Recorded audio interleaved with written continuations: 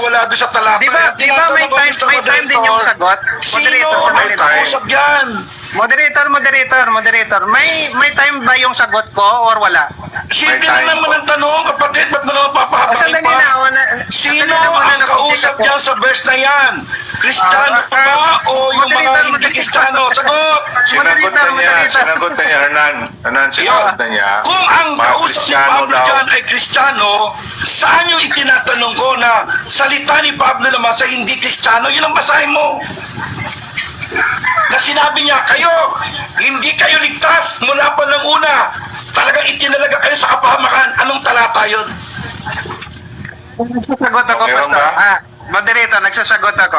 May time ba ako magsagot, moderator? Kung sumagot ka, itatime Anong ko. talata yun, Ben? Sumagot ka muna. Hindi, wag mo na may moderator tayo. Wag mo na ang mga moderator. Binilagyan na nga natin mga moderator eh. O, sige, Moderator, pasagutin muna diba? natin, no? Sige, converts, Moderator, sumagot ka. tanong lang ako. May time ba Sige, yung 30 sagot ko? seconds. 30 seconds, sumagot ka. Okay. Yon. Okay? So dito sa Ephesians 1:4, ang sinasabihan dito ni Paul na pinili ng Diyos na naligtas or pinili sila para maligtas before the foundation, yung mga taong nananampalataya. Yan ay pinapatunayan sa Acts 13 verse 4, were appointed to eternal life believe. Kaya yung mga hindi naniwala Moderator, at objection, hindi Mr. pinili Moderator. Time na. Sige. Time na, 30 Sige, seconds. next question na lang ako, Mr. Moderator. Next Bahala question, na po next kayo. Sige. So, ganito. Okay. Moderator's time muna. Okay. Opo. Sa pag-Q&A kasi palaging siguro hindi magusto yung sagot niya. Pero hayaan na yung audience diba? Yes. Okay? Okay, susunod Next yung tanong. question. Apo, yung bang sinabi rito ni Pablo na pinili tayo ng Diyos, sa mga tweet, ang sabi mo, mayroong mga hindi pinili. At yung mga hindi pinili ay itinalaga niya para sa impyerno. Saan talata yung kapatid na mayroong tao itinalaga sa impyerno? Saan Okay, talata? 20 seconds. 20 seconds, pakisagot lang, convert. So dito nga sa Ephesians 1:4, sinabi dito ni Apostle Paul na may itinalaga para sa kaligtasan before the foundation of the world. Understood yan na kung mayroong pinili, ang hindi pinili ay pupunta ng impyerno. Yun ang sagot. Ayun, Okay, sa mga tweet. time. Okay. Okay, Meron next pa ba? question. Next question po ako, kapatid. Si Kristo ba namatay lang para sa iilang tao o namatay siya sa lahat ng tao?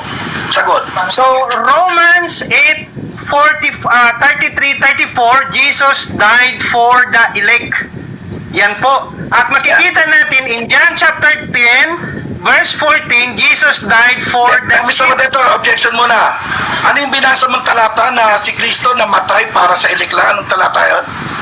Yon, Romans chapter 8 verse 33 and 34. Babasahin natin, kapatid, para mas maganda. Anong talata? Dali, tapusin mo na okay. sumagot bago ka magano. Sige po.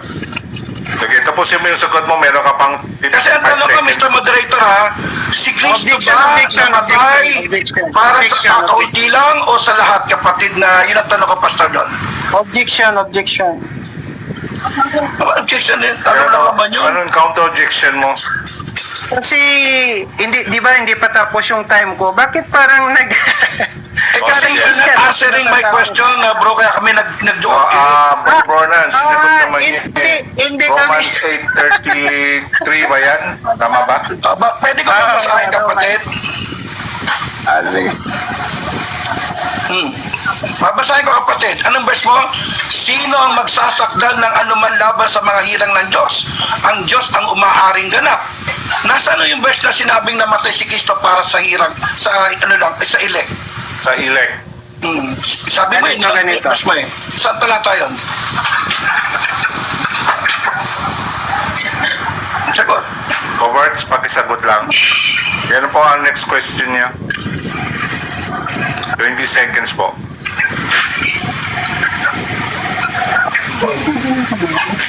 Basahin ko.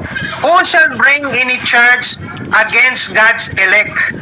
It it is God who justify, who is to condemn. Christ Jesus is the one who died. So contextually, balik ka dito, ang ina-argue dito ni Paul na who shall bring charge against God's elect. At sinasabi niya, Christ Jesus is the one who died.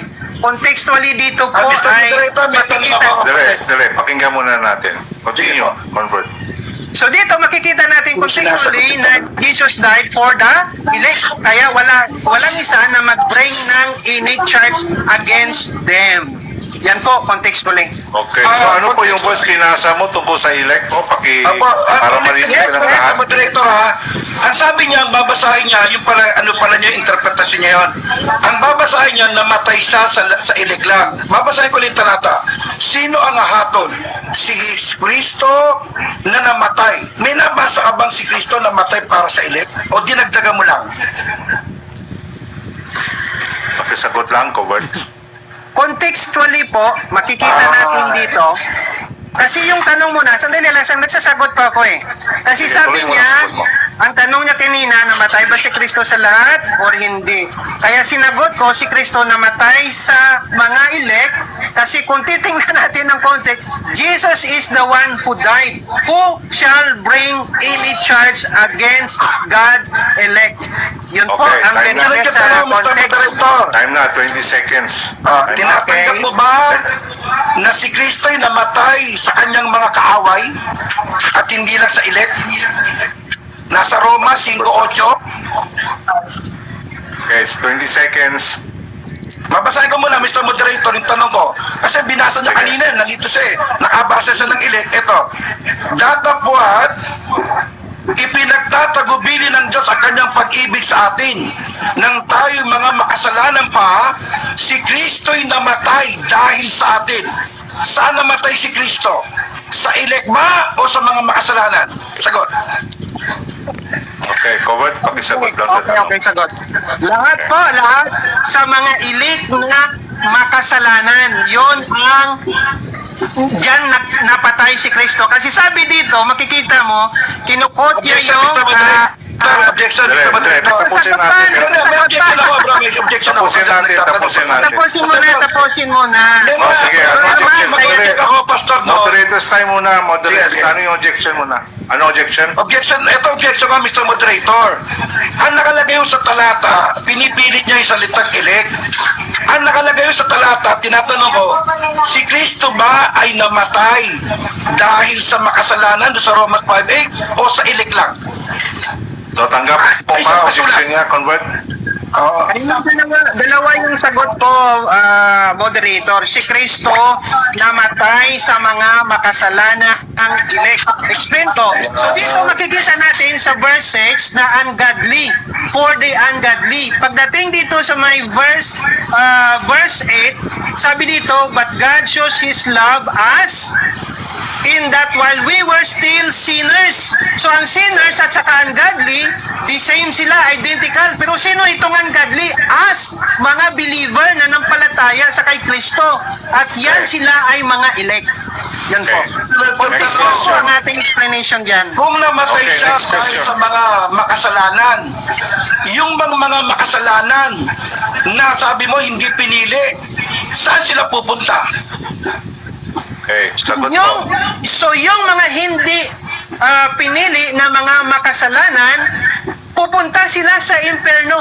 So hindi sila kasama sa kamatayan ni Kristo. Hindi sila kasama. Puwera sila. Hindi. Okay. Hindi sila Next kasama. question.